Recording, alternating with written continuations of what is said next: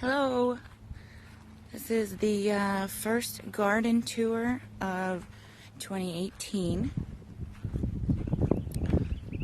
Here's my barn and my garden bed. You can see the trellis right here. I'm going to be using I think it's called the single string method or single stem method. This is the enormous dirt pile. Well, what was once enormous. It took 4 days to move this probably 4.5 foot tall pile of dirt into that garden bed. Let's see. Let's start over here. Okay, in this first patch right here, I'm going to be planting sweet corn. So we popped Todd and Jack yesterday.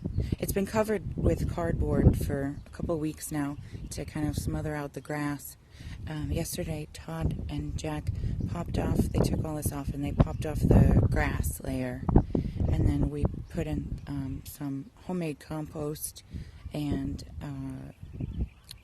like pine pellets and peat moss, fertilizer, and stuff like that. So when they first peeled off the cardboard, there was huge earthworms all over. So they were eating the roots and, putting their worm poop down, and which is a really great fertilizer. So with all this new stuff, like the kitchen waste and pine pellets and things like that, it'll draw them back and they'll start digesting all of that and kind of tilling in the compost to the ground and loosening the soil and everything. So next weekend we should be able to take the cardboard off and plant just inside that frame. And we'll have some sweet corn, and as you can see, it will provide some privacy for the resident busybody. And then right here, I got 3 sweet potato plants at first, and I was going to plant them here. Then I got another 6-pack of the first 3 I got were like a purple Okinawan sweet potato.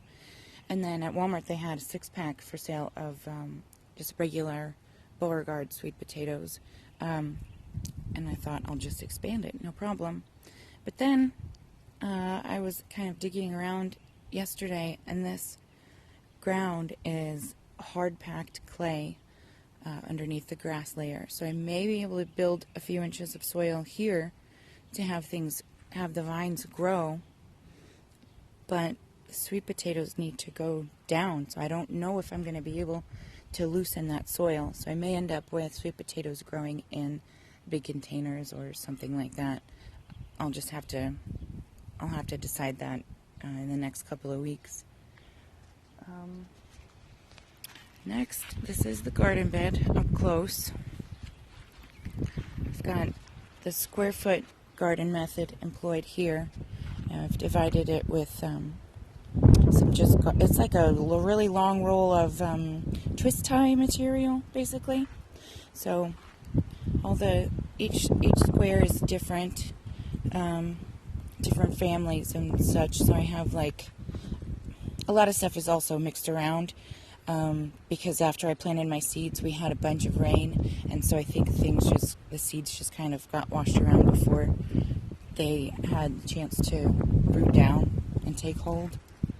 But we have heirloom lettuce, we have some rainbow carrots, and these are some heirloom beets that washed over, turnips, mustard greens, other kind of lettuce. I got red turnips, I got yellow onion, golden beets, more carrots, just all that kind of stuff. It's mostly root crops on this end,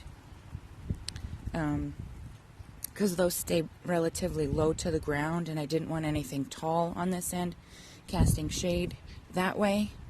Likewise, I didn't want anything short down there not able to get enough light by tall plants that were more into the south.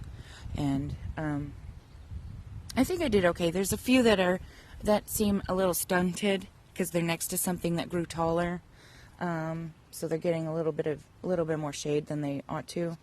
That's mostly happening over here. But as you can see, those two.